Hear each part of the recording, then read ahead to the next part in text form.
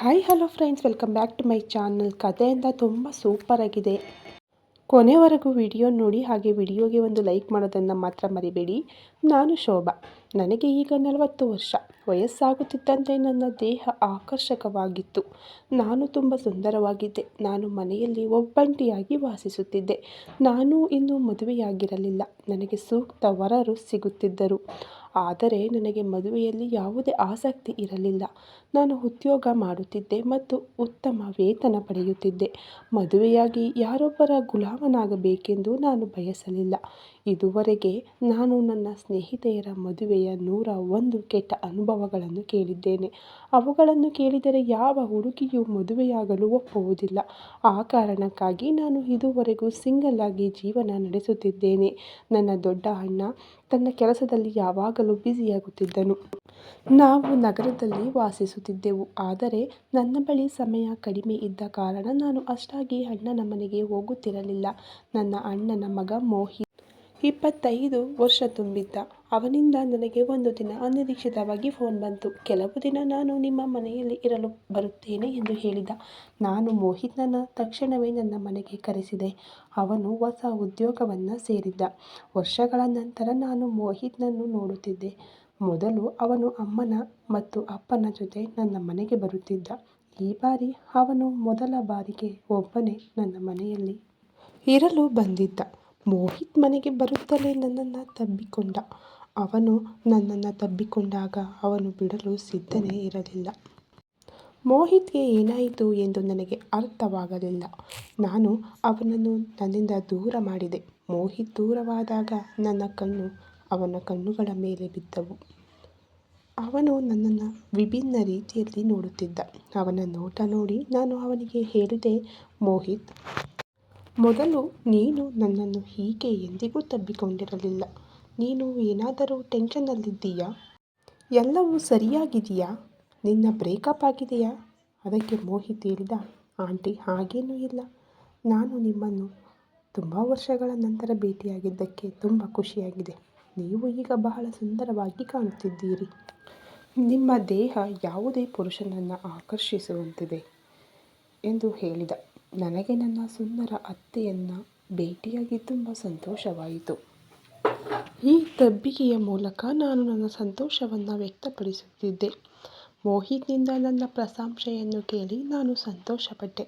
ಏಕೆಂದರೆ ನನ್ನ ಜೀವನದಲ್ಲಿ ಪುರುಷನಾಗಿ ನನ್ನನ್ನು ಪ್ರಶಂಸಿಸಿರುವವರು ಯಾರೂ ಇರಲಿಲ್ಲ. ಆಗ ನಾನು ಅವನ ಕೆಲವು ಮಾತುಗಳಿಗೆ ಗಮನ ಕೊಟ್ಟಿರಲಿಲ್ಲ.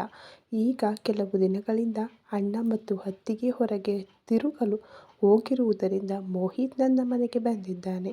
ಅವನು ನನ್ನ ಮನೆಯಿಂದಲೇ ಕೆಲಸಕ್ಕೆ ಹೋಗುತ್ತಿದ್ದಾನೆ. ಹಾಗಾಗಿ ನನಗೂ ಕೆಲವು ದಿನಗಳ ಕಾಲ ಮನೆಯಲ್ಲಿ ಒಂಟಿತನ ದೂರವಾಗಿತ್ತು. ಮೋಹಿತ್ ಯುವಕನಾಗಿದ್ದಾನೆ. ನನ್ನೊಂದಿಗೆ ಇರುವಾಗ ಅವನು ನನ್ನನ್ನು ಹೀಗೆ ನೋಡುತ್ತಾನೆ ಎಂದು ನನಗೆ ತಿಳಿದಿರಲಿಲ್ಲ.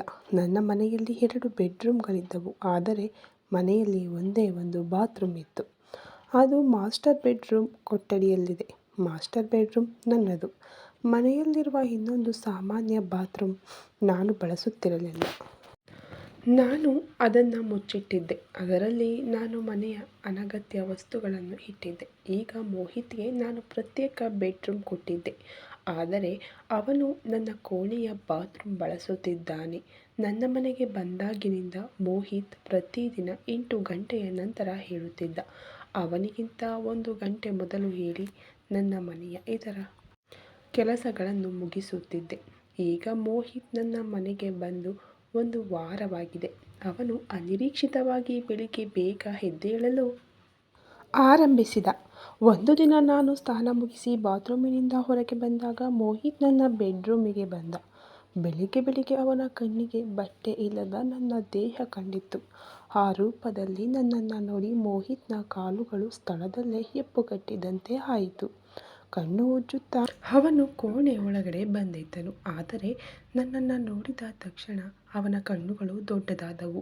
ಮೋಹಿತ್ನನ್ನು ನೋಡಿ ನಾನು ತಕ್ಷಣ ಬಾತ್ರೂಮಿಗೆ ಓಡಿ ಹೋಗಿ ಒಳಗಡೆ ಗೌನ್ ಹಾಕಿಕೊಂಡು ಹೊರಗೆ ಬಂದೆ. ನಾನು ಹೊರಗೆ ಬರುತ್ತಿದ್ದಂತೆ ಮೋಹಿತ್ ಕೇಳಿದ, ಆಂಟಿ, ಇಂದು ನನ್ನ ಕಣ್ಣು ತೆರೆಯುತ್ತಲೇ ಇರಲಿಲ್ಲ. ಆದರೆ ನಿಮ್ಮನ್ನು ನೋಡಿದ ತಕ್ಷಣ ನನ್ನ ನಿದ್ರೆ ಹಾರಿ ಹೋಯಿತು ಅಂತ ಹೇಳಿ ಮೋಹಿತ್ ನಗಲು ಆರಂಭಿಸಿದ. ಅವನು ನನ್ನ ಬಳಿಗೆ ಬರುತ್ತಿದ್ದಂತೆ ನಾನು ಅವನ ಕಿವಿಯನ್ನು ಹಿಡಿದು, ಜಾಸ್ತಿ ಮಾತಾಡಬೇಡ, ನಾನು ನಿನ್ನ ಗೆಳತಿಯಲ್ಲ ಆಂಟಿ ಅಂದೆ. ಅವನು, ನಾನು ಹಾಸ್ಯ ಮಾಡುತ್ತಿದ್ದೆ, ಆದರೆ ನಿಜಕ್ಕೂ ನೀವು ಹಾಟ್ ಇದ್ದೀರಿ ಅಂದ. ಆ ದಿನ ಬೆಳಿಗ್ಗೆ ನನಗೆ ಆಫೀಸ್ಗೆ ತಡವಾಗುತ್ತಿತ್ತು. ಹಾಗಾಗಿ ನಾನು ಮೋಹಿತ್ ಜೊತೆ ಹೆಚ್ಚು ಮಾತನಾಡಲಾಗಲಿಲ್ಲ. ಆ ದಿನ ಭಾನುವಾರವಾಗಿತ್ತು. ರಜೆ ಇದ್ದ ಕಾರಣ ನಾನು ಸ್ವಲ್ಪ ಹೆಚ್ಚು ಸಮಯ ವ್ಯಾಯಾಮ ಮಾಡುತ್ತಿದ್ದೆ. ಮಧ್ಯೆ ವ್ಯಾಯಾಮ ನಿಲ್ಲಿಸಿ ಮೋಹಿತ್ ಹೇಳಿದ, ಆಂಟಿ, ನನಗಾಗಿ ನೀವು ಇಷ್ಟು ಫಿಟ್ ಆಗಲು ಪ್ರಯತ್ನಿಸುತ್ತಿದ್ದೀರಿ ಅಲ್ವಾ?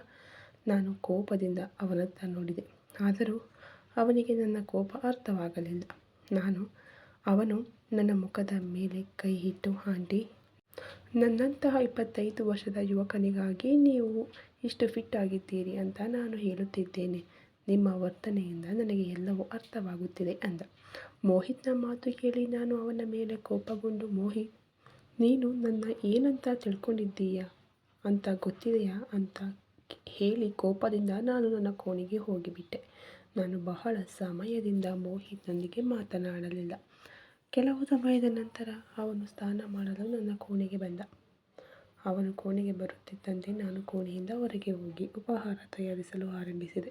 ಉಪಹಾರ ಸಿದ್ಧವಾಗಿ ಸುಮಾರು 20 ನಿಮಿಷಗಳಾಗಿತ್ತು. ಸಾಮಾನ್ಯವಾಗಿ ಅವನಿಗೆ ಸ್ನಾನ ಮಾಡಲು ಇಷ್ಟು ಸಮಯ ಹಿಡಿಯುತ್ತಿರಲಿಲ್ಲ. ಆ ದಿನ ನಾನು ಬಹಳ ಸಮಯವಾದರೂ ನನ್ನ ಕೋಣೆಯಿಂದ ಹೊರಗೆ ಬರಲಿಲ್ಲ. ನಂತರ ಅರ್ಧ ಗಂಟೆ ನಂತರ ನನಗೆ ಅವನ ಬಗ್ಗೆ ಚಿಂತೆ ಆರಂಭವಾಯಿತು. ಏಕೆಂದರೆ ನಮ್ಮ ಬಾತ್ರೂಮ್ನಲ್ಲಿರುವ ಗೀಸರ್ ಕೆಲವೊಮ್ಮೆ ಲೀಕ್ ಆಗುತ್ತಿತ್ತು. ಗೀಸರ್ ಲೀಕ್ ಆದರೆ ವ್ಯಕ್ತಿಯು ಪ್ರಜ್ಞಾಹೀನನಾಗುವ ಸಾಧ್ಯತೆ ಹೆಚ್ಚಿರುತ್ತದೆ. ಹೊಸ ಗೀಸರ್ ಹಾಕಿಸೋಣ ಎಂದು ನಾನು ಆ ವಿಷಯವನ್ನು ಸ್ವಲ್ಪ ನಿರ್ಲಕ್ಷಿಸಿದ್ದೆ. ಆಗ ಮೋಹಿತ್ನ ಮೇಲಿನ ಕೋಪವನ್ನು ಪಕ್ಕಕ್ಕೆ ಇಟ್ಟು ಅವನ ಆತಂಕದಿಂದ ನಾನು ಓಡೋಡಿ ನನ್ನ ಕೋಣೆಗೆ ಹೋದೆ. ನಾನು ಕೋಣೆಗೆ ಹೋದಾಗ ನೋಡಿದೆ, ಬಾತ್ರೂಮ್ನ ಬಾಗಿಲು ತೆರೆದಿತ್ತು ಮತ್ತು ಮೋಹಿತ್ ಕೋಣೆಯಲ್ಲಿ ಎಲ್ಲೂ ಇರಲಿಲ್ಲ. ಆಗ ಅವನನ್ನು ಹುಡುಕಲು ನಾನು ಅವನ ಕೋಣೆಗೆ ಹೋಗಲು ಆರಂಭಿಸಿದೆ.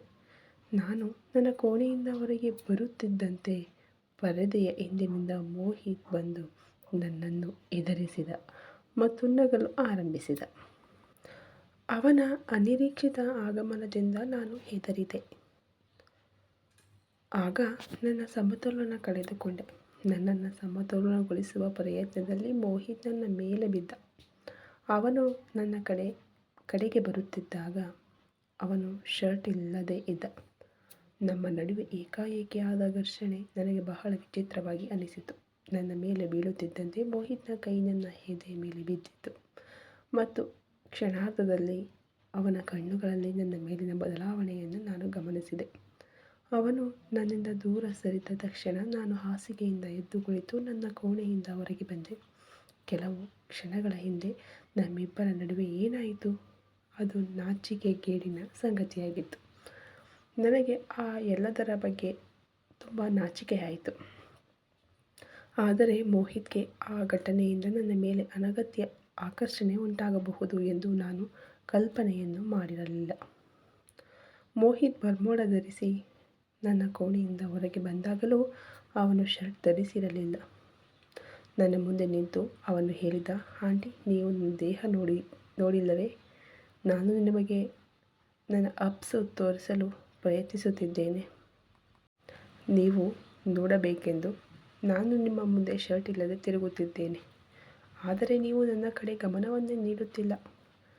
ಆಗ ನಾನು ಅವನಿಗೆ ಹೇಳಿದೆ, ಮೋಹಿತ್, ನಿನ್ನ ವರ್ತನೆ ಸರಿಯಾಗಿಲ್ಲ. ನೀನು ಇಲ್ಲಿ ಏಕೆ ಬಂದೆ ಎಂದು ನನಗೆ ತಿಳಿಯಬೇಕು. ಅದಕ್ಕೆ ಅವನು, ನಿಮಗೆ ನನ್ನ ಮೇಲೆ ಅನುಮಾನವಿದೆಯೇ? ನಿಮ್ಮ ಅಳಿಯನನ್ನು ನೀವು ಇಷ್ಟು ಮಾತ್ರ ತಿಳಿದಿದ್ದೀರಾ? ನನ್ನ ಮೆಚ್ಚುಗೆ ನಿಮ್ಮಿಂದ ಪಡೆಯದಿದ್ದರೆ ಬೇರೆಯವರಿಂದ ಪಡೆಯುತ್ತೇನೆ. ನೀವು ನನ್ನನ್ನು ಮೆಚ್ಚಬೇಕಿಲ್ಲ. ಆದರೆ ನನ್ನ ಮೇಲೆ ಅನುಮಾನ ಬೇಡ. ಮೋಹಿತ್ಗೆ ನನ್ನ ಮಾತಿನಿಂದ ತುಂಬ ಕೋಪ ಬಂತು ಮತ್ತು ಅವನು ತನ್ನ ಕೋಣೆಗೆ ಹೋದ. ನಾನು ಅವನಿಗೆ ಸ್ವಲ್ಪ ಹೆಚ್ಚು ಹೇಳಿಬಿಟ್ಟೆ ಎಂದು ಭಾವಿಸಿದೆ. ಆದ್ದರಿಂದ ಅವನ ಕ್ಷಮೆ ಕೇಳಲು ಅವನ ಕೋಣೆಗೆ ಹೋದೆ. ಅಲ್ಲಿ ಅವನ ಅಪ್ಸ್ ಮತ್ತು ಅವನ ಅಪ್ಸ್ಗಳನ್ನು ತುಂಬ ಮೆಚ್ಚಿದೆ. ನನ್ನ ಮೆಚ್ಚುಗೆಯನ್ನು ಕೇಳಿ ಮೋಹಿತ್ ತುಂಬ ಸಂತೋಷಪಟ್ಟ. ನಂತರ ಉಪಹಾರ ಮುಗಿಸಿ ನಾನು ಸಿದ್ಧಳಾಗಿ ಹೊರಟೆ. ನಾನು ಸಿದ್ಧಳಾಗಿರುವುದನ್ನು ನೋಡಿ ಮೋಹಿತ್ ನನ್ನೊಂದಿಗೆ ಬರಲು ಹಠ ಹಿಡಿದ. ನಾನು ನನ್ನ ಗೆಳತಿಯರೊಂದಿಗೆ ರಜೆಗೆ ಹೋಗುತ್ತಿದ್ದೆ. ಮಹಿಳೆಯರ ಗುಂಪಿನಲ್ಲಿ ಮೋಹಿತ್ಗೆ ಯಾವುದೇ ಕೆಲಸವಿರಲಿಲ್ಲ. ಆದ್ದರಿಂದ ನಾನು ಅವನನ್ನು ಕರೆದೊಯ್ಯಲಿಲ್ಲ. ನಾನು ಮನೆಯಿಂದ ಹೊರಡುವಾಗ ಅವನು ನನ್ನ ಕಿವಿಯ ಹಿಂದೆ ಕಾಡಿಗೆಯ ಚುಕ್ಕೆ ಇಟ್ಟ. ಅವನ ವರ್ತನೆ ನನಗೆ ಅರ್ಥವಾಗಲಿಲ್ಲ. ರಾತ್ರಿ ಮನೆಗೆ ಬಂದಾಗ ನಾನು ತುಂಬ ದಣಿದಿದ್ದೆ. ಮನೆಗೆ ಬಂದ ತಕ್ಷಣ ಮೋಹಿತ್ಗಾಗಿ ತಂದ ಊಟದ ಪಾರ್ಸಲ್ ಅವನಿಗೆ ಕೊಟ್ಟು ನಾನು ನನ್ನ ಕೋಣೆಗೆ ಹೋಗಿ ನಿದ್ದೆಗೆ ಜಾರಿದೆ. ಮರುದಿನ ಆಫೀಸ್ನಲ್ಲಿ ನಮ್ಮ ತಂಡದ ಎಲ್ಲ ಮಹಿಳೆಯರು ಸೀರೆ ಧರಿಸಲು ನಿರ್ಧರಿಸಿದ್ದರು. ನಾನು ಅನೇಕ ವರ್ಷಗಳ ನಂತರ ಸೀರೆ ಧರಿಸುತ್ತಿದ್ದೆ. ಆ ದಿನ ನಾನು ಫ್ಯಾನ್ಸಿ ಬ್ಲೌಸ್ ಮತ್ತು ಸಿಲ್ಕ್ ಸೀರೆ ಧರಿಸಿ ಚೆನ್ನಾಗಿ ಸಿದ್ಧಳಾಗಿದ್ದೆ. ಸೀರೆ ಧರಿಸಿದೆ, ಆದರೆ ನನ್ನ ಫ್ಯಾನ್ಸಿ ಬ್ಲೌಸ್ನ ಹಿಂಭಾಗದ ರಿಬ್ಬನ್ ಕಟ್ಟಿರಲಿಲ್ಲ. ನಾನು ಬ್ಲೌಸ್ನ ರಿಬ್ಬನ್ ನನ್ನ ಕೈಯಿಂದ ಕಟ್ಟಿರುವುದು ಹಾಲ್ಗೆ ಬರುವಷ್ಟರಲ್ಲಿ ಬಿಚ್ಚಿಹೋಯಿತು. ರಿಬ್ಬನ್ ಬಿಚ್ಚಿದಾಗ ಮೋಹಿತ್ ನನ್ನ ಹಿಂದೆ ನಿಂತಿದ್ದ. ನಾನು ಅವನ ಸಹಾಯ ಬೇಡದಿದ್ದರೂ ಅವನು ನನ್ನ ಸಹಾಯ ಮಾಡಲು ಶುರು ಮಾಡಿದ. ಅವನು ನನ್ನ ಹಿಂಭಾಗದ ಕೂದಲನ್ನು ಮುಂದಕ್ಕೆ ತಳ್ಳಿ ರಿಬ್ಬನ್ ಕಟ್ಟಲು ಪ್ರಾರಂಭಿಸಿದ. ರಿಬ್ಬನ್ ಕಟ್ಟುವಾಗ ಅವನ ಕೈ ನನ್ನ ಬೆನ್ನಿನ ಮೇಲೆ ತಿರುಗುತ್ತಿತ್ತು. ಅವನ ಕೈ ನನ್ನ ಬೆನ್ನಿನ ಮೇಲಿನ ಟ್ಯಾಟೂ ಮೇಲೆ ತಿರುಗುತ್ತಿತ್ತು. ಆ ಸ್ಪರ್ಶ ಬೇರೆ ತರಹದ್ದಾಗಿತ್ತು. ನಾನು ರಿಬ್ಬನ್ ಕಟ್ಟಿ ಆಯಿತಾ ಅಂತ ಕೇಳಿದೆ, ಆದರೆ ಅವನು ನನ್ನ ಮಾತಿಗೆ ಗಮನ ಕೊಡಲಿಲ್ಲ. ನಾನು ಅವನತ್ತ ತಿರುಗಿ, ಬೆಳಿಗ್ಗೆ ನಿನಗೇನು ಆಗ್ತಿದೆ, ಸಹಾಯ ಮಾಡ್ತೀನಿ ಅಂತ ಹೇಳಿ ನೀನೇನೋ ಯೋಚನೆಯಲ್ಲಿ ಮುಳುಗಿದ್ದೀಯಾ ಅಂತ ನಾನು ಕೇಳಿದೆ. ಅವನು, ಆಂಟಿ, ನಿನ್ನ ಬೆನ್ನಿನ ಮೇಲಿನ ಟ್ಯಾಟೂ ತುಂಬ ಚೆನ್ನಾಗಿ ಕಾಣುತ್ತಿದೆ. ಅದರಲ್ಲಿರುವ ಅಂಶಗಳು ಬೇರೆ ರೀತಿಯ ಅರ್ಥವನ್ನು ಹೇಳುತ್ತಿವೆ ಅಂದ. ಮೋಹಿತ್ ಬೆಳಿಗ್ಗೆ ಏನೋ ಮಾತನಾಡುತ್ತಿದ್ದ. ನನಗೆ ಏನೂ ಅರ್ಥವಾಗಲಿಲ್ಲ. ನಾನು ಇಂದು ಸಂಜೆ ರಜೆ ತಗೊಳ್ಳುತ್ತಿದ್ದೇನೆ. ನಾವು ಇಂದು ಒಟ್ಟಿಗೆ ಸಮಯ ಕಳೆಯೋಣ ಅಂದ. ನನಗೆ ನಿನ್ನ ಮಾತು ನನಗೆ ಅರ್ಥವಾಗ್ತಿಲ್ಲ. ರಜೆ ತೆಗೆದುಕೊಂಡು ಗಾಸಿಪ್ ಮಾಡಲು ನನಗೆ ಆಸಕ್ತಿ ಇಲ್ಲ ಅಂದೆ. ನಾನು ಹೇಳುತ್ತಿದ್ದಂತೆ ಮೋಹಿತ್ ನನ್ನ ಕೈ ಹಿಡಿದ. ಗಾಸಿಪ್ ಬೇರೆ ವಿಷಯ. ನಾವು ಅದಕ್ಕಿಂತ ಹೆಚ್ಚಾಗಿ ಒಬ್ಬರನ್ನೊಬ್ಬರು ಅರ್ಥ ಮಾಡಿಕೊಳ್ಳಬಹುದು ಅಂದ. ನನಗೆ ಆಫೀಸ್ಗೆ ತಡವಾಗುತ್ತಿದೆ. ಸಂಜೆ ಬಂದು ಗಾಸಿಪ್ ಮಾಡೋಣ ಅಂತ ಹೇಳಿ ಆಫೀಸ್ಗೆ ಹೋದೆ. ಆ ದಿನ ನಾನು ಸ್ವಲ್ಪ ಮುಂಚೆಯೇ ಮನೆಗೆ ಬಂದಿದ್ದೆ. ಮನೆಗೆ ಬರುತ್ತಲೇ ಸೀರೆ ಬದಲಾಯಿಸಿದೆ. ನೇರವಾಗಿ ಕೋಣೆಗೆ ಹೋಗಿ ನಿದ್ದೆ ಮಾಡಿದೆ. ಎಷ್ಟು ಹೊತ್ತು ನಿದ್ದೆ ಮಾಡಿದೆ ಎಂದು ನನಗೆ ಗೊತ್ತಿರಲಿಲ್ಲ. ರಾತ್ರಿ ಕಣ್ಣು ತೆರೆದಾಗ ನನ್ನ ಪಕ್ಕದಲ್ಲಿ ಮೋಹಿತ್ ನನ್ನ ನೋಡಿದೆ. ಅವನು ನನ್ನ ಪಕ್ಕ ಕೋಣೆಯಲ್ಲಿದ್ದನಷ್ಟೇ ಅಲ್ಲ, ನನ್ನ ಹಾಸಿಗೆಯ ಮೇಲೆ ನಿದ್ದೆ ಮಾಡುತ್ತಿದ್ದ. ಮೋಹಿತನ ಸ್ಥಿತಿ ನೋಡಿ ನನ್ನ ಕಣ್ಣುಗಳು ದೊಡ್ಡದಾದವು. ಅವನ ಶರ್ಟ್ನ ಬಟನ್ಗಳು ಸಂಪೂರ್ಣವಾಗಿ ಬಿಚ್ಚಿದ್ದವು ಮತ್ತು ಅವನ ಕೈ ನನ್ನ ಮೇಲಿತ್ತು. ಮೋಹಿತ್ ನನ್ನ ಪಕ್ಕದಲ್ಲಿ ನಿದ್ದೆ ಮಾಡುತ್ತಿದ್ದ. ಅವನನ್ನು ನೋಡಿ ನಾನು ತಕ್ಷಣ ಎದ್ದು ಕೋಣೆಯ ಲೈಟ್ ಆನ್ ಮಾಡಿದೆ.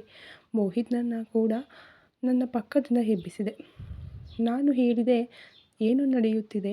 ನಾನು ನಿದ್ದೆಯಲ್ಲಿದ್ದಾಗ ನೀನು ನನ್ನ ಜೊತೆ ಏನು ಮಾಡುತ್ತಿದ್ದೆ ಅಂತ.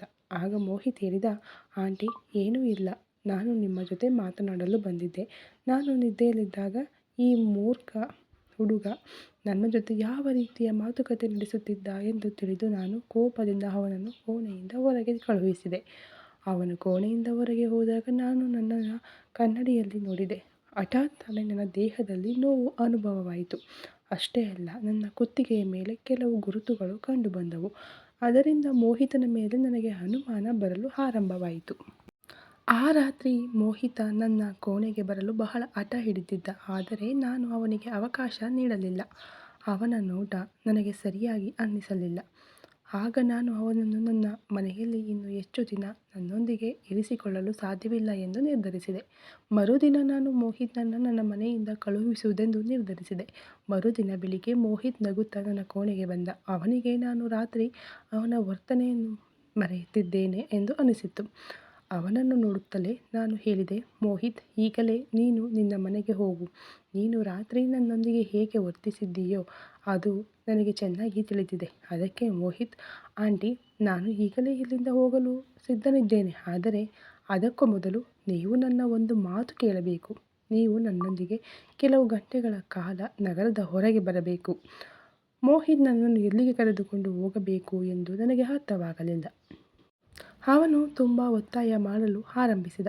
ಅದು ಅವನ ಕೊನೆಯ ಬಯಕೆ ಎಂದು ಭಾವಿಸಿ ನಾನು ಅವನೊಂದಿಗೆ ಹೋಗಲು ಒಪ್ಪಿದೆ. ಏಕೆಂದರೆ ಆ ದಿನದ ನಂತರ ನಾನು ಅವನೊಂದಿಗೆ ಭಾವನಾತ್ಮಕ ಸಂಬಂಧವನ್ನು ಇಟ್ಟುಕೊಳ್ಳುವುದಿಲ್ಲ ಎಂದು ನಾನು ನಿರ್ಧರಿಸಿದೆ.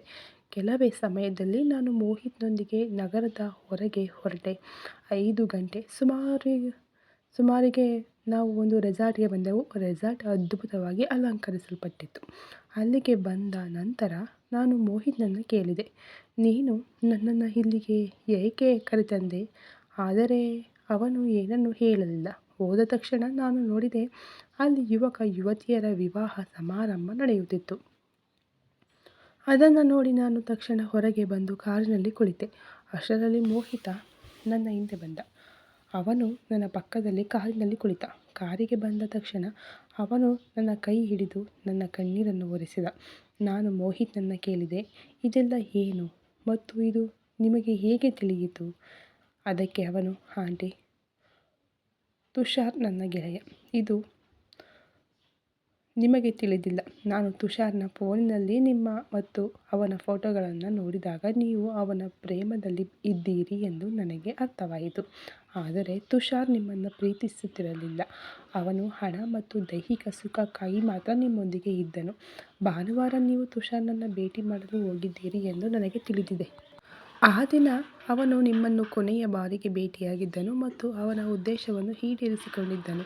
ಆದರೆ ನೀವು ಅವನನ್ನು ಅರ್ಥ ಮಾಡಿಕೊಳ್ಳಲಿಲ್ಲ. ನಿನ್ನೆ ದಿನವಿಡೀ ತುಷಾರ್ ನಿಮ್ಮ ಯಾವುದೇ ಕರೆ ಅಥವಾ ಸಂದೇಶಕ್ಕೆ ಉತ್ತರಿಸಲಿಲ್ಲ. ಆದ್ದರಿಂದ ನೀವು ರಾತ್ರಿ ಮದ್ಯದ ಅಮಲಿನಲ್ಲಿ ಮನೆಗೆ ಬಂದಿದ್ದೀರಿ. ನಿನ್ನೆ ರಾತ್ರಿ ನಾನು ನಿಮ್ಮನ್ನು ಊಟಕ್ಕೆ ಕರೆಯಲು ನಿಮ್ಮ ಕೋಣೆಗೆ ಬಂದೆ. ಆದರೆ ನಿಮ್ಮ ಹಾಸಿಗೆಯ ಬಳಿ ಬಂದಾಗ ನನಗೆ ಒಂದು ವಾಸನೆ ಬಂತು ಮತ್ತು ನೀವು ಮದ್ಯದ ಅಮಲಿನಲ್ಲಿದ್ದೀರಿ ಎಂದು ನನಗೆ ಅರ್ಥವಾಯಿತು. ಆಗ ನಾನು ತುಷಾರನ್ನು ನಿಮ್ಮ ಫೋನಿನಿಂದ ಬ್ಲಾಕ್ ಮಾಡಲು ನಿಮ್ಮ ಪಕ್ಕದಲ್ಲಿ ನಿಮ್ಮ ಮೊಬೈಲ್ ತೆಗೆದುಕೊಳ್ಳಲು ಹೋದೆ. ಆದರೆ ನೀವು ನಿದ್ರೆಯಲ್ಲಿ ನನ್ನನ್ನು ನಿಮ್ಮ ಬಳಿಗೆ ಎಳೆದಿದ್ದೀರಿ.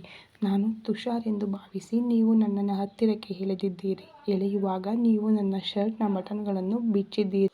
ನಾನು ನಿನ್ನೆ ರಾತ್ರಿ ನಿಮಗೆ ವಿಷಯವನ್ನು ವಿವರಿಸಲು ಪ್ರಯತ್ನಿಸಿದೆ. ನನಗೆ ನಿಮ್ಮೊಂದಿಗೆ ಇವೆಲ್ಲವನ್ನು ನಿನ್ನೆಯೇ ಮಾತನಾಡಬೇಕಿತ್ತು. ಆದರೆ ನೀವು ನನ್ನೊಂದಿಗೆ ಒಂದು ಕ್ಷಣವೂ ಮಾತನಾಡಲು ಸಿದ್ಧರಿರಲಿಲ್ಲ. ನೀವು ತುಷಾರ್ನ ಯೋಚನೆಯಲ್ಲಿ ಇನ್ನಷ್ಟು ನೋವುಂಟು ಮಾಡಿಕೊಳ್ಳಬಾರದು ಎಂದು ನಾನು ನಿಮ್ಮನ್ನು ನೇರವಾಗಿ ಇಲ್ಲಿಗೆ ಕರೆತಂದಿದ್ದೇನೆ. ಏಕೆಂದರೆ ನಾನು ನಿಮಗೆ ಸತ್ಯವನ್ನು ತೋರಿಸಬೇಕಾಗಿತ್ತು.